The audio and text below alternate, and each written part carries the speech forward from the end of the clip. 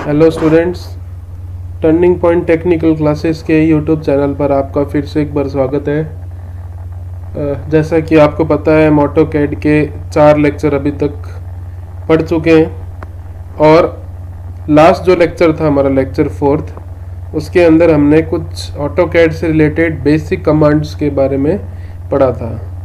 तो मैं आपसे पिछले लेक्चर में भी बोला था, आज मैं बोलता हूँ कि प्लीज़ उनको याद कर लीजिए। जो भी मैं कमांड लिखा रहा हूँ उसके आगे ब्रैकेट में उसकी शॉर्टकट लिखा रहा हूँ, तो वो शॉर्टकट आपको याद होनी चाहिए। अदरवाइज ज़्यादातर क्वेश्चन में क्या है, एग्ज़ाम के अंदर वो कमांड शॉर्टकट ही पूछी जाती है, ठीक है ना। तो हमें वो याद करनी बहुत ज़्यादा ज़रूरी है, तभी हम हमारे मार्क्स इसमें स्कोर कर सकते हैं। तो आज के इस लेक्चर में इसी कमांड के सिलसिले को जारी रखते हुए कुछ मॉडिफाइड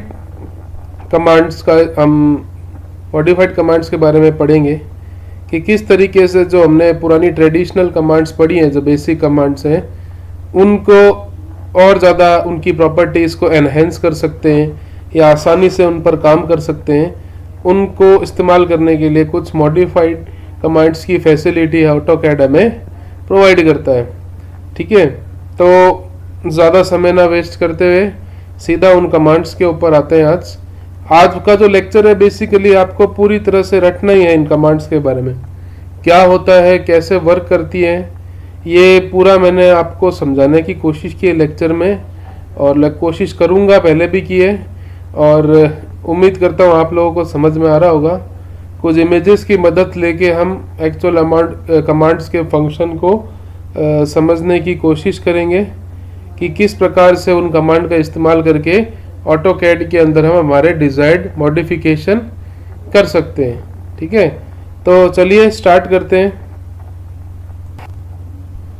तो आप लोग देखिए किस प्रकार से हम हमारी कमांड्स को मॉडिफाई मैनिपुलेट करके इस्तेमाल कर सकते हैं। इसी सीरीज के अंदर जो आपकी सबसे पहली कमांड आती है, मूव कमांड होती है।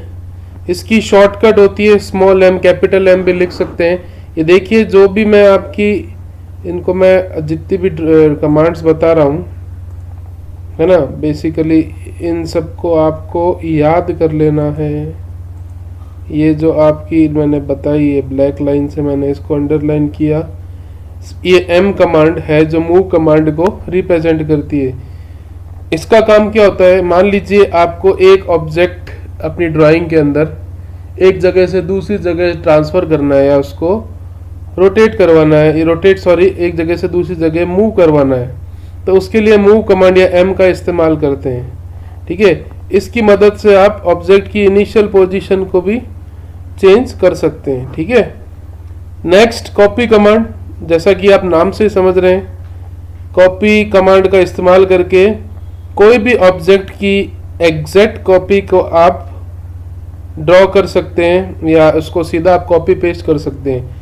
देखिए, कई बार क्या होता है, ऑटोकैड के अंदर कोई ऑब्जेक्ट या ज्योमेट्री थोड़ी बनाने में टफ होती है, तो एक बार बनाने के बाद हम उसको सेव रख सकते हैं और हमें ज़रूरत के हिसाब से उसको कॉपी कर सकते हैं हमारे डिज़ायर प्लेस के ऊपर, तो बार बार उसको बनाने की रिक्वायरमेंट नहीं रहती।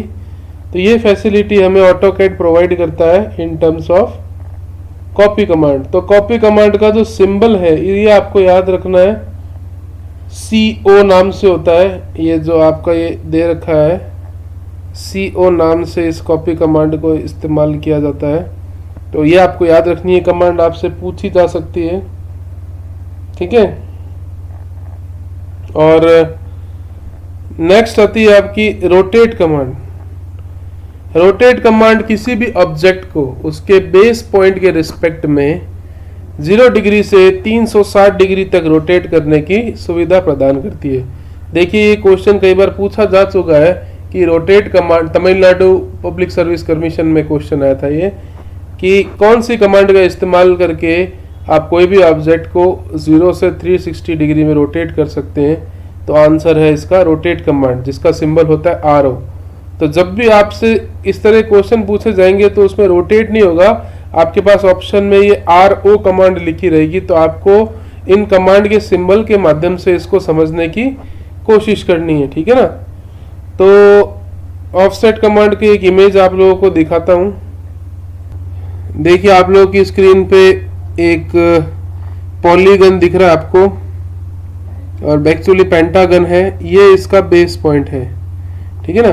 बेस पॉइंट के अबाउट हमने इसको कॉपी करके, हमने इसे कॉपी कमांड भी किया है। कॉपी कमांड करने के बाद इसको रोटेट किया 45 डिग्री पे, तो आप इसको रोटेट करते करते इस फिगर को इस तरीके से आप फर्स्ट पॉइंट सेकंड पॉइंट के रेफरेंस में इसको रोटेट कर सकते हैं। पहले क्या किया, इसमें इस ऑब्जेक्ट की कॉपी कर ली, उसको बेस पॉइंट के रिस्पेक्ट में मूव कराते कराते इस रूप में भी आप इसको एडजस्ट कर सकते हैं, ठीक है।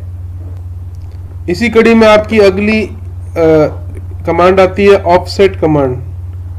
देखिए ऑफसेट शब्द का इस्तेमाल हमारे सर्वे के अंदर भी आता है बहुत बार, ठीक है ना। तो ऑफसेट का मतलब क्या होता है, किन्हीं दो ऑब्जेक्ट्स के बीच की दूरी को डिसाइड करना या देखना, ठीक है ना। तो ऑटोकैड के अंदर जो ऑफसेट कमांड है उसकी कमांड होती है आपकी ओ कमांड से इसको रिप्रेजेंट करते हैं, और इसकी इस्तेमाल करके किन्हीं दो फिगर्स के बीच में आप डिस्टेंस को सेट कर सकते हैं, ठीक है ना। और कैसे कर सकते हैं ये देखिए, ये आपकी स्क्रीन पे दिख रही होगी, एक लाइन दिख रही होगी और एक सर्किल दिख रही होगी। एक लाइन के दो पॉइंट है P1 P2, इनके बीच में एक ऑफसेट दिख रहा है आपको। इसी प्रकार से दो सर्किल है, इन दोनों के बीच में ऑफसेट दिख रहा है। ये आप अपनी रिक्वायरमेंट के हिसाब से किसी भी डायमेंशन में इस डिस्टेंस को सेटअप कर सकते हैं, ठीक है। ये ऑटोकैड में हमें फैसिलिटी मिलती है। नेक्स्ट जो सबसे इंपॉर्टेंट क्वेश्चन आपका पूछा गया है, कमांड जूम कमांड। देखिए सबको पता है जूम क्या होता है, कंप्यूटर में भी इस्तेमाल होता है, हमारे आजकल मोबाइल फोन्स में भी इस्तेमाल होता है। कोई भी ड्राइंग ऑब्जेक्ट को छोटे या बड़े रूप में देखने के लिए इस कमांड का इस्तेमाल किया जाता है। तो इस कमांड को एक्टिवेट करने का जो कमांड है वो आपको याद रखनी है, जो है आपकी Z एंटर A एंटर।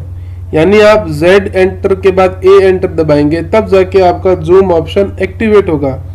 तो इससे ये question Tamil Nadu public service commission में ये क्वेश्चन पूछा गया था कि write down zoom command for AutoCAD. तो आंसर है Z enter A enter.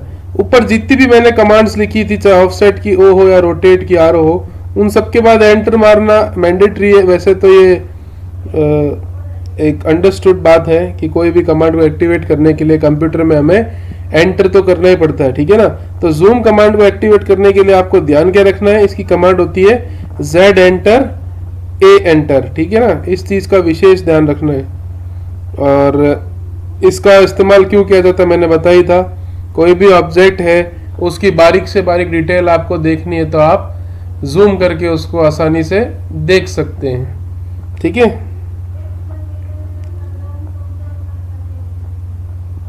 Next आती है आपकी ट्रिम कमांड। देखो ट्रिमिंग का शब्द का मतलब होता है काटना, कोई एक्स्ट्रा चीज को एक्स्ट्रा स्थान से कटिंग कर देना आपकी ट्रिमिंग कहलाती है। जैसे हमारे बाल बढ़ जाते हैं, दाढ़ी बढ़ जाती है, उसको भी ट्रिम करवाते हैं हम, तो वो भी एक ट्रिमिंग है। तो उसी प्रकार से ऑटोकैड भी हमें ट्रिमिंग की फैसिलिटी प्रोवाइड करता है। इसकी कमांड होती है TR, आपको ध्यान रखनी है, इसकी कमांड होती है TR, ठीक है ना। तो TR कमांड को एक्टिवेट करके आप कोई भी ऑब्जेक्ट है उसको सेलेक्ट करके ट्रिम कर सकते हैं, और ऑब्जेक्ट के अलावा किसी एक्स्ट्रा लाइन को भी काट कर सकते हैं। इससे रिलेटेड जो सबसे इंपॉर्टेंट चीज आपसे पूछी जाती है, बहुत बार आपको ध्यान रखनी है, वो होती है आपकी इस कमांड को एक्टिवेट करने के लिए TR तो लिखते ही हैं, लेकिन TR लिखने के बाद डबल एंटर करना पड़ता है।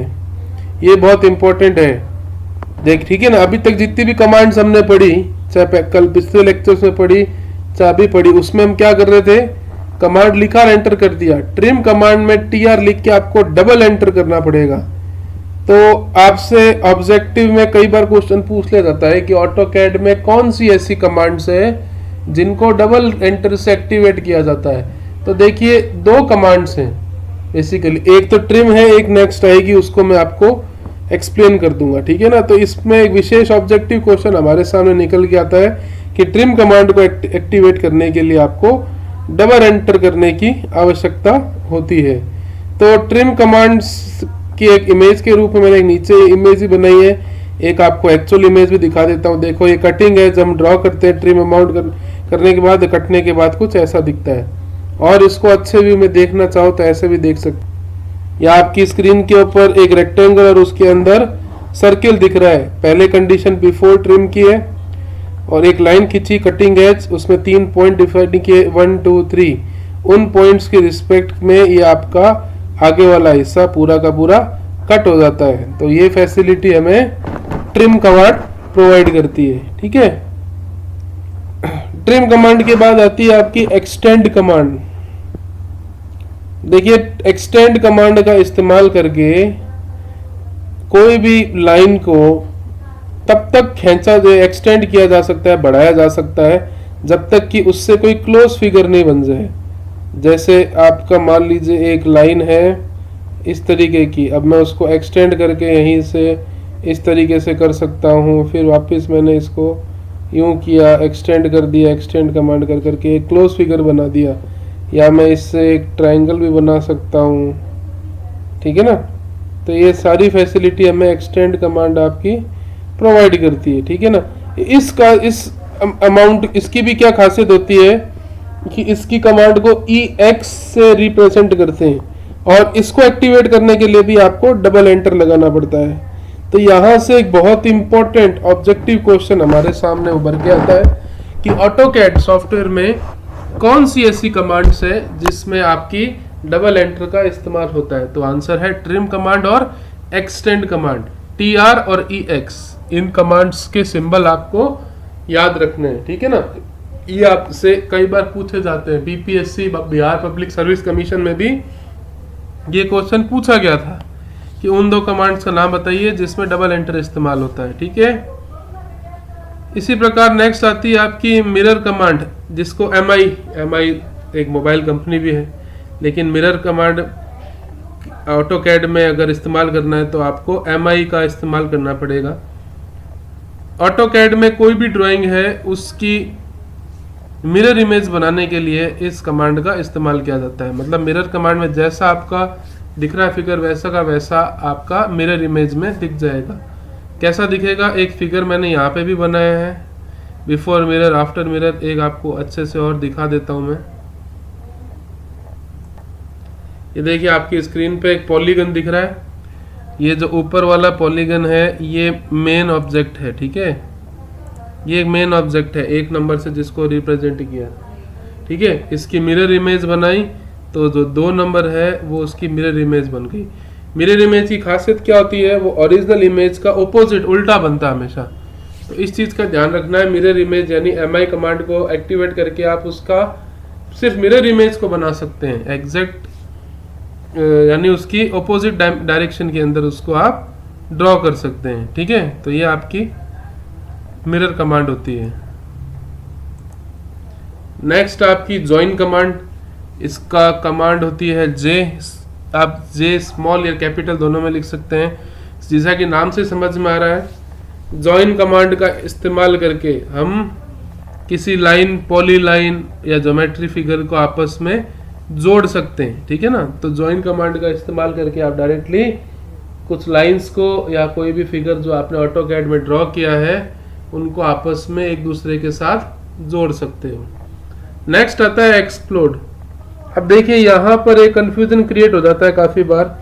एक पहले हमने कमांड पढ़ी एक्सटेंड, जिसकी कमांड थी EX, अब आ रहा है एक्सप्लोड, इसकी कमांड भी EX है। लेकिन फर्क क्या है, एक्सटेंड के अंदर जो हम इस्तेमाल कर रहे थे, अगर एक्टिवेट करना एक्सटेंड को तो डबल एंटर दबाना पड़ेगा, लेकिन एक्सप्लोड कमांड को एक्टिवेट करने के लिए आपको सिंगल एंटर ही इस्तेमाल करना पड़ेगा। और एक्सप्लोड कमांड करती क्या है, कोई भी line, poly line, geometrical figure है, उसको अगर डिस्ट्रॉय करना है, तोड़ना है, विध्वंस करना है उसका, तो उसके लिए आप एक्सप्लोड कमांड का इस्तेमाल कर सकते हैं। एक्सप्लोजन का मतलब ही टूटना, बिखरना होता है। ठीक है, तो ये आपको ये फैसिलिटी ये कमांड प्रोवाइड करती है। इसी के बाद आपकी आती है एक ब्रेक कमांड। ब्रेक कमांड का इस्तेमाल करके आप 2D ज्योमेट्रिकल फिगर को 1 या 2 पॉइंट से तोड़ सकते हैं। ये बहुत इंपॉर्टेंट चीज़ है। ऊपर वाले में तो आप कहीं से भी तोड़ सकते थे। ब्रेक कमांड का इस्तेमाल, जिसकी कमांड BR होती है, इसका इस्तेमाल करके आप कोई भी 2 डायमेंशनल ज्योमेट्रिकल फिगर जो हमारी ऑटोकैड की स्क्रीन पे दिखता है आपको 1 या 2 पॉइंट के रिस्पेक्ट में इसको तोड़ सकते हैं। तो ये चीज़ ध्यान रखना है, 2 पॉइंट के रिस्पेक्ट में ब्रेक कमांड इस्तेमाल होगी, और अन्य किसी डायरेक्शन में भी आप उसको तोड़ना चाहते हो तो एक्सप्लोड कमांड इस्तेमाल होगी। नेक्स्ट आता है आपका स्ट्रेच। स्ट्रेच कमांड होती है S से प्रदर्शित, ठीक है ना। S एंटर करेंगे तो आपकी स्ट्रेच कमांड एक्टिवेट हो जाएगी। स्ट्रेच का मतलब होता है खींचना कोई भी चीज़ को। आप इसका इस्तेमाल करके कोई भी लाइन को, पॉलीलाइन को, या कोई भी ज्योमेट्रिकल फिगर को डिजायर शेप के अंदर स्ट्रेच कर सकते हैं या खींच सकते हैं। ये फैसिलिटी हमें ऑटोकैड प्रोवाइड करता है। देखिए, इनमें से बहुत सी जो कमांड्स हैं उनको बिना लिखे हम माउस की सहायता से इस्तेमाल कर सकते हैं ऑटोकैड में, लेकिन ऑब्जेक्टिव पॉइंट ऑफ व्यू से इन कमांड्स को पढ़ना बहुत इंपॉर्टेंट हो जाता है, क्योंकि वहाँ आपसे माउस का इस्तेमाल नहीं पूछेंगे, वहाँ आपसे पूछा जाएगा कि कौन सी कमांड किस पर्पज़ के लिए इस्तेमाल की जाती है। तो इसलिए हमें इन कमांड्स को याद करना बहुत ज़रूरी है। नेक्स्ट आती है आपकी स्केल। देखिए, स्केलिंग सर्वे में होता है जिस तरीके से, उसी प्रकार से ऑटोकैड में भी स्केलिंग होती है। हम जो भी ड्राइंग बनाते हैं ऑटोकैड की स्क्रीन पे, मैंने पहले भी कहा था आपको ऑटोकैड एक इनफाइनाइट वर्क स्पेस प्रोवाइड करता है, लेकिन इनफाइनाइट वर्क स्पेस का मतलब है कि मैं उसको एक बहुत बड़े एरिया को एक छोटे रूप के अंदर दर्शा सकता हूँ। तो छोटे रूप में दर्शाने के लिए मुझे स्केलिंग की आवश्यकता होगी। और तो स्केलिंग से आप क्या करते हैं, कोई भी ऑब्जेक्ट है, इसके डायमेंशंस में एनालिटिकली चेंज कर सकते हैं, ठीक है ना। और एनालिटिकली चेंज यानी मान लीजिए मेरा एक स्क्वायर बनाया, मैंने एक वर्ग बनाया जिसकी भुजाएं 2x2 थी, अब मैं उसको चेंज करना चाहता हूँ 5x5 में, तो वो उसके अंदर चेंज हो जाएगी। इसी प्रकार से डायमेंशंस कोई चेंज करना हो आपको किसी ज्योमेट्रिकल फिगर की, जैसे मीटर को सेंटीमीटर में करना हो, इंच को फुट में करना हो, तो उसके लिए स्केल कमांड इस्तेमाल की जाती है, ठीक है। आज की हमारी last but not the least array command बहुत इंपॉर्टेंट कमांड है। इससे रिलेटेड काफ़ी क्वेश्चंस पूछे गए हैं ऑटोकैड के अंदर, इस बार भी पूछे जा सकते हैं। देखिए, एक हमने पढ़ी थी copy command CO। Copy command क्या करती थी, कोई भी ऑब्जेक्ट है उसकी एक कॉपी बना देती थी। एरे कमांड क्या करती है, कोई भी ज्योमेट्रिकल फिगर की मल्टीपल कॉपीज क्रिएट कर देती है। मल्टीपल यानी खूब सारी कॉपीज, और उसको एक डेफिनेट पैटर्न में एडजस्ट कर देती है, यानी उसको एक पैटर्न में सजाएगी उस कॉपीज को। तो इसको आप एरे कमांड कह सकते हैं। तो एरे कमांड के 3 पैटर्न सबसे ज्यादा इस्तेमाल होते हैं, रेक्टेंगुलर पैटर्न, पोलर पैटर्न और पाथ एरे पैटर्न। तो सबसे पहले बात करते हैं रेक्टेंगुलर एरे की। रेक्टेंगुलर एरे, इसकी कमांड होती है एरे रेक्ट। ये याद रखनी आपको बहुत ज्यादा इंपॉर्टेंट है। इसकी कमांड होती है एरे रेक्ट। इस स्थिति में आप किसी भी ऑब्जेक्ट की मल्टीपल कॉपीज को रो, लेवल या कॉलम में सेट कर सकते हैं। देखिए, उदाहरण से इसको मैं समझाता हूँ। सपोज कीजिए आप एक सिनेमा हॉल में बैठे हैं, आपको एक सिनेमा हॉल की ड्राइंग बनानी है। तो सिनेमा हॉल में आपको एक जो सीटें लगती है उनको आपको एडजस्ट करना है। सीट को मैंने सर्किल से रिप्रेजेंट किया, ठीक है ना, इस सर्किल से रिप्रेजेंट किया। लेकिन अगर मैं बार बार इस सर्किल को लेके कॉपी करता रहूं तो मेरा काफ़ी टाइम जाएगा। तो मैं रो वाइज एडजस्टमेंट करने के लिए क्या करूंगा, इस सर्किल का एरे बना के उसको रो में नंबर ऑफ रोज के अंदर लिख के एंटर दबा दूंगा, तो मेरा इस प्रकार से नंबर ऑफ रोज में सीटों का एक फिगर उभर के आ जाएगा। इसी प्रकार कॉलम वाइज मुझे एडजस्टमेंट करना हो तो मैं उसमें एरे रेक्ट में कॉलम के नंबर लिख के, नंबर ऑफ डिजायर कॉलम लिख के आपके सीटों के अरेंजमेंट को सेट कर सकता हूँ। तो ये फैसिलिटी मुझे रेक्टेंगुलर एरे प्रोवाइड करता है, ठीक है। इसी प्रकार में दूसरा आता है आपका पाथ एरे। अगर आपको कोई भी ऑब्जेक्ट की मल्टीपल कॉपीज किसी पर्टिकुलर पाथ के अलोंग सेट करनी हो, तो आपके पाथ एरे कमांड इस्तेमाल की जाती है। इस कमांड को एरे पाथ कमांड कहते हैं, यानी इसका कमांड ARRAY पाथ होगा। इसको लिख के आप एक्टिवेट कर सकते हैं। उदाहरण के लिए मान लीजिए कोई सड़क है, उस सड़क के अलोंग मुझे रोड लाइट्स लगानी है। तो मान लीजिए रेड लाइन से जो मैंने दिखाई ये रोड है, तो उसमें एक सर्किल बनाया, सर्किल रोड लाइट को रिप्रेजेंट कर रहा है। तो एक की मैंने पाथ पे सेट किया तो इसके पाथ के अलोंग सारी रोड लाइट्स एडजस्ट हो जाएगी। दो के बीच में मैं स्पेसिंग सेट कर दूंगा, ये ऑफसेट सेट कर दूंगा। उसके बाद जैसे एंटर दबाऊंगा पूरे पाथ के अलोंग आपकी रोड लाइट्स एक डेफिनेट पैटर्न में या पाथ के पैटर्न में रीअरेंज हो जाएगी। ठीक है ना। तो ये फैसिलिटी पाथ एरे या एरे पाथ कमांड कहलाती है। इसी प्रकार आती है आपकी पोलर एरे। पोलर एरे को एक्टिवेट करने के लिए आपको एरे पोलर कमांड डालनी पड़ती है। इस कमांड को एक्टिवेट करके आप कोई भी ऑब्जेक्ट की मल्टीपल कॉपीज को किसी सर्कुलर पैटर्न या एक्सिस या रोटेशन के रिस्पेक्ट में सजा सकते हैं।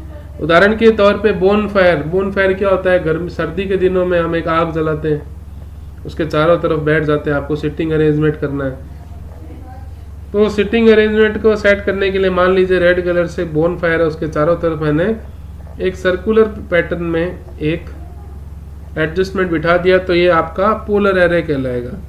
तो ये जो एरे की तीनों कमांड्स हैं, ये मैंने अलग से सेपरेटली भी लिख दी थी, आप लोगों को ध्यान में रखनी है, याद रखनी है। रेक्टेंगुलर एरे को एक्टिवेट करने के लिए एरे रेक्टेंगुलर कमांड इस्तेमाल होगी।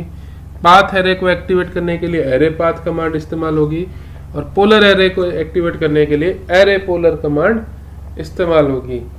ठीक है ना। तो इन कमांड्स को आपको याद करना है।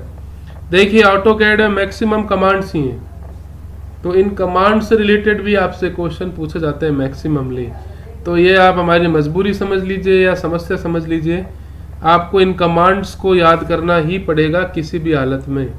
तो एक बार दो बार पढ़ेंगे तो आपको अच्छे से मेमोराइज हो जाएंगी। इनका मतलब समझ में आ गया हो तो आप इनको आसानी से याद कर सकते हैं। तो मैं वापस आज से जो आपकी जो मल्टीपल कमांड्स थी वो इतनी ही थी आपकी एरे कमांड तक। मैं बस आप लोगों से रिक्वेस्ट कर सकता हूँ कि इन्हें याद कीजिए, मेमोराइज कीजिए, वीडियो लेक्चर्स देखिए, अपने नोट्स बनाइए, और जल्दी आपके डिप्लोमा के जो स्टूडेंट्स हैं उनका कोर्स कंप्लीट हो जाएगा। इसके बाद हमारा एक मेजर सब्जेक्ट बचता है इरिगेशन, जो ऑटोकैड के बाद मैं स्टार्ट कर दूंगा। फिर हमारा मेजर कंसर्न आपके ऑब्जेक्टिव्स, और जो डिग्री वाले स्टूडेंट्स हैं उनके एक दो सब्जेक्ट्स एक्स्ट्रा बच गए हैं, उनको कंप्लीट कराने में रहेगा। ठीक है। तो बस यही गुजारिश है, आप प्लीज़ पढ़ते रहिए। ठीक है ना। Thank you.